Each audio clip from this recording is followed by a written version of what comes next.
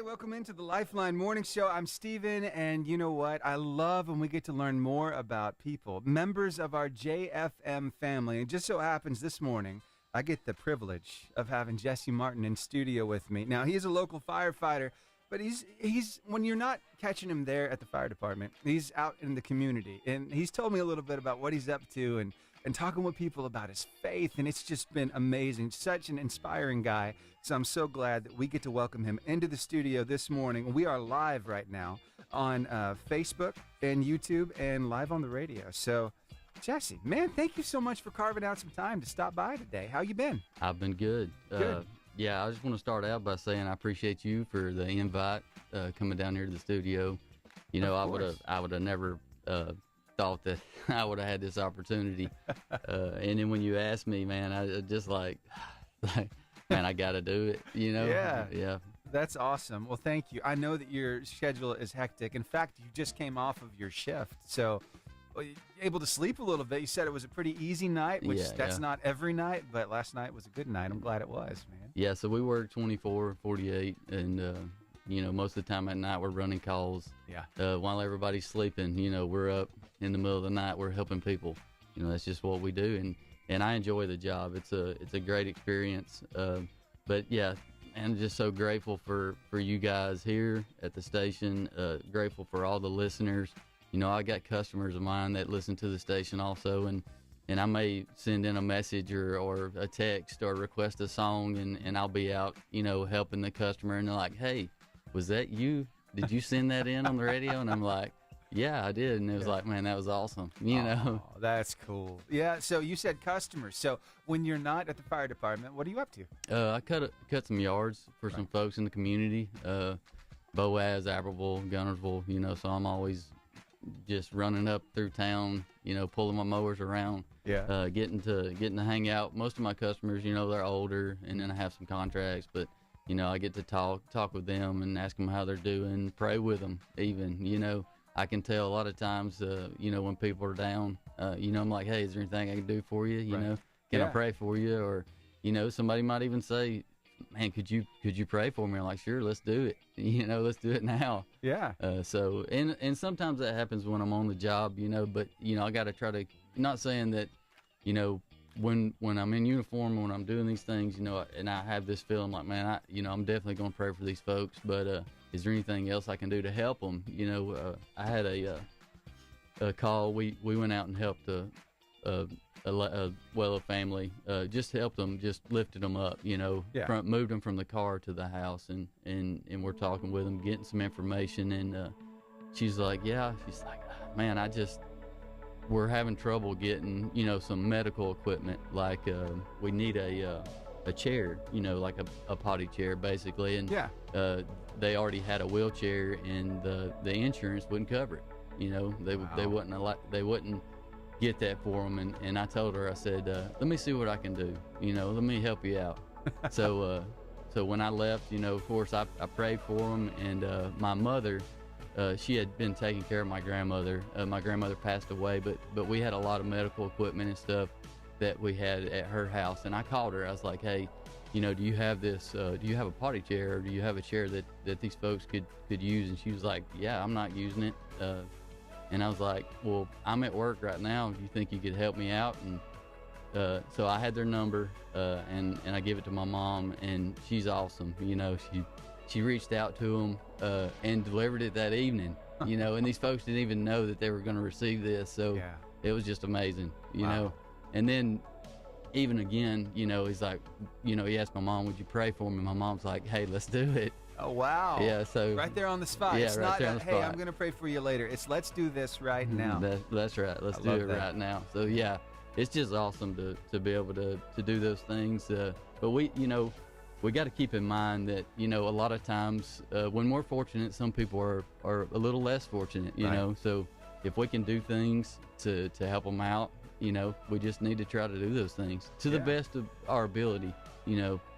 We can't always, you know, go above and beyond, but, you know, if it's just a hug, or if it's just a prayer, or if it's, you know, just trying to make these things happen for them, you know, if we can do that, we need to try to do that, and it makes a huge difference. Yeah, for sure. So it sounds like you're pretty comfortable with this now, stepping out in faith and asking people if they want to pray, if you can pray for them, and trying to meet their needs. But how was that when it first started? When you first took that step? Yeah, I'm getting more comfortable. It's still a work in progress. I gotcha. I understand that.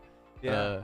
I don't go around shouting to the rooftops. I wish that was the way it was. But sometimes there is a place and time for a lot of things. We don't want to force that faith on people. We kind of just read the room. And you can do that. You can see that. Yeah. And a lot of times you can just ask, like, hey, can I pray for you?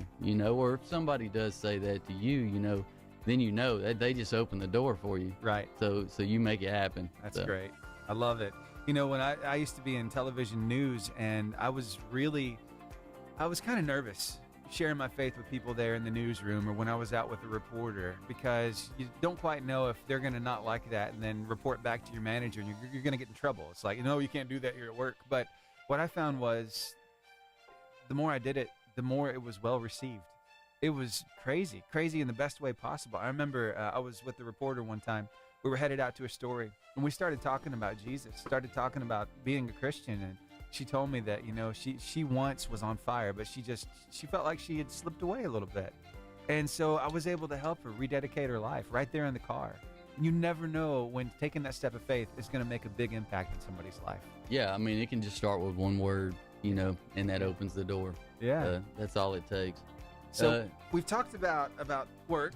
We talked about mowing grass. We talked about the different customers you have, and you're able to share your faith. I want to know a little bit about the family, my friend. Tell me a little bit about who you're surrounded with. My wife, Hannah, she's amazing. She works at the school, Douglas. She's a bookkeeper at the elementary school. Nice. So we just got kicked back, with the school and my kids. It seems like it's a struggle every morning, right? Getting everybody ready. Those mornings I'm at work, I'm not there to help, and I try to be there and help, in the mornings when I am at home. Yeah. But 3 kids, getting them ready for school. I know everybody feels that struggle sometimes. Yeah. But yeah, it's amazing. But yeah, me and my wife, I wanted to share a little bit. I talked to you about this keychain, and how I found this keychain. And it goes back to a few days ago with the word of life you had about Joshua 1:9. So I had a job before I became a firefighter. I managed a farm. Yeah. And I worked there for 3.5 years. And man, it was just, I loved the job. It was 6-7 days a week because it was a farm, Right. We had to be there, and we had a lot of things to do, a lot of responsibilities that required every day being there. But it just got, after 3.5 years, man, I still liked the job. It was just the environment. It just got a little bit toxic. You know what I mean? Yeah. And I just couldn't see myself as that being a career. I'm starting a family. I just had got married, and I'm like, man, this just ain't gonna work. So I ended up, not having a job, not having anything in the works. I just quit, and I just walked away. Yeah. And I thought, what am I gonna do? And I know there's a lot of folks that are in that position now, maybe in between jobs or that a job that they just they don't consider that where they're going to be forever. Right. But they've got to keep in mind that God's got them. He's going to lead them in that path. And you've talked about, even with your work experience, like, hey, this wasn't my plan. It was God's plan. Yes. Every little step led me to where I'm at, just like me being here in the studio, every little thing works in your life and brings you to a point where you can share that message. Yeah. But so I quit my job, and my wife, her grandfather had a service truck, and I've done a lot of things in life. I've been a mechanic. I've did remodel work. I've did a lot of things. So I had the service truck, and I'm going around town just working and trying to just hustle and make ends meet. And right. So my wife worked at Citizens Bank, and they helped me out. They were like, hey, we're gonna let you do some like light maintenance work, change out some air filters, light bulbs, whatever. So I'm driving from Huntsville, or close to Huntsville, to all the banks, and I'm like, man, this 90 model truck, I don't know if I'm gonna be able to do this in this truck. So yeah, I'm out close to Sardis, close to the Carlisle School, and I'm on 431. And I see this truck. It's a newer service truck, and I'm like, man, that's nice, But me not having a full-time job, me just out working for myself, I thought, man, how am I going to pay for this thing?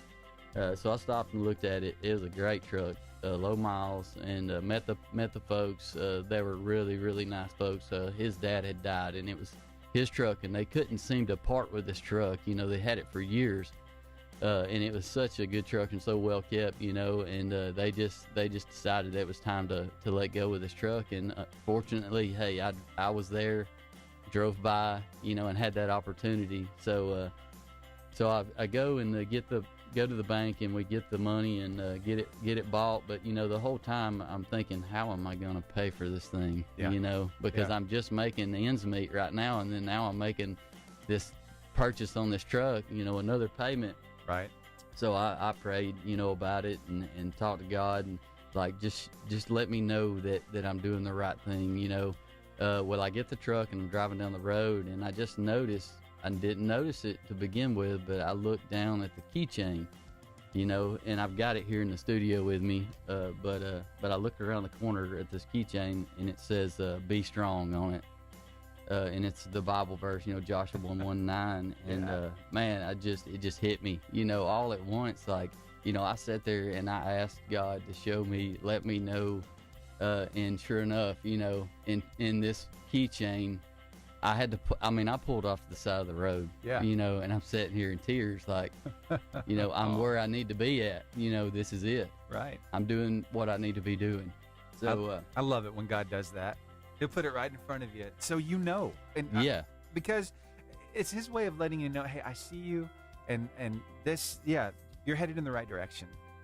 I love that. Those little confirmations throughout life, But what's cool about this keychain, not just the Bible verse on it, that's what I was looking at it last night, and I was thinking about, today. I'm like, I want to talk to the listeners and just tell them what this represents to me, and I'll never let this thing go, because it was a turning point for me in telling me I was in the right direction. And, when I was doing all the handyman work and all that, I was putting in, I was going to be a school bus driver, or I had my CDLs, and I was going for training on that. And then, a friend of mine's like, hey, you ever thought about being a firefighter? And I was like, never crossed my mind. I was, my parents or whatever, they wasn't in the EMS or fire or anything like that. But my buddy that I was hanging out with, going to the gym with, he was like, hey, he started the career, and he's like, check it out. And I was like, I may do that, so I put in there. Yeah. But this keychain, I got to looking at it, and there's 3 things that are special about this keychain. Of course, it's got the Bible verse on it, but it's also got a light on it, and it's got a compass. Oh, nice. So there's 3 things, and that's what I was like, how do I relate these things, and I'm thinking, all right, well, God is the light of the, in the darkness. He's going to guide your way with his light. And I'm like, man, that's it, So there's more to take away from it. And then the compass, he's going to give me direction. Yes. This word of God here that I have, and this compass, it's going to guide me where I need to go. God's word, not just this one verse, but, we take a lot of things away, from the Bible. And sharing experiences and praying with people. And if we keep that mindset, we know we're headed the right direction. That's right. Man, that's good. That is so good. So I can't tell you how happy I am that you came into the studio today, because a lot of people don't know you reach out a lot over on text, and you'll tell me what's going on in your life. You'll tell me what God's telling you in that moment, and you'll request a song. I love that. Lots of times when you request a song, you'll put a story with it. So thank you for that. Man, it means so much, and I'm able to turn around and kind of share that with our listeners. So you're a big part of this show. Thank you for being here. Well, I appreciate that. Like I said, the listeners here are amazing. We all we just take away from each other.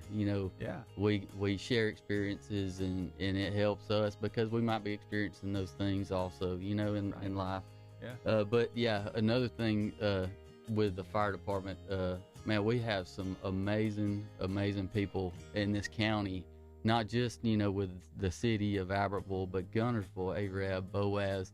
We host rookie schools in those departments come to our city, and help us with our rookie school. And we just got some great men and women that are supportive of what we're doing in Albertville and the service that we can provide, not just for our city, but for the surrounding fire departments. And it's just great.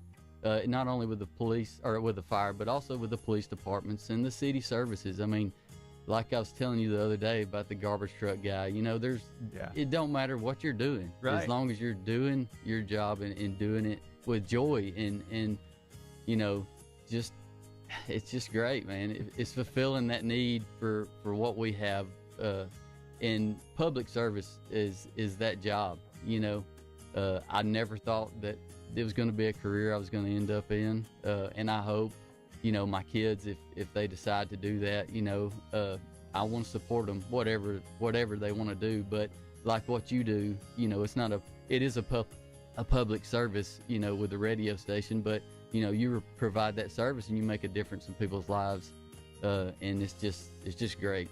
It's great to have that job and that opportunity. Yeah, for sure.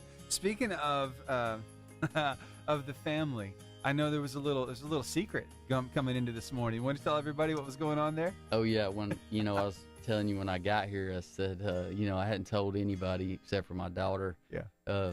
I love my daughter and my boys, my wife. But yeah, I told her, I said, don't tell mama. I'm gonna surprise her. Yeah. And she just had a smile on her face because that was our little secret. That's awesome, man. Well, I'm so glad we finally got to meet in person, because we've talked on the text plenty of times. I think we've heard each other's voice, but I don't think we've ever met each other in person. This is the first time. Yeah. So thank you again for carving out some time. We really appreciate all that you do. Thanks for being part of this family. Man, I love that we can bring people in, learn a little bit more about them, because that's what family does. And you're right. We're there for each other. We're praying for each other. We're sharing our experiences, sharing our testimonies, because other people might be going through the same thing that we've gone through. And if you have a story about that, about how you got through, then you can help them do it a little bit better. So thanks for recognizing that. Thanks for taking some time today, man. Well, I appreciate this opportunity, Stephen. Yes, and sir. Anytime you need to fill a spot up here, I'll come and we'll just have a chat. All right, man. Sounds good. So the first of many with Jessie Martin here in the studio. Thanks, man. All right. Thank you. All right. Let's hit some music, shall we? I got an ID to get to, and then we'll get some business ministry impact partners in here as well. Hey, remember, you can catch that segment over on YouTube and on Facebook. It's there right now. So go check it out. Share it with some people. This is all about the family. So let's get to know about one another. And hey, who knows? I might be reaching out to you sometime to maybe come here in the studio and let's chat a little bit. Sound good? All right. Thanks for being here on the Lifeline Morning Show.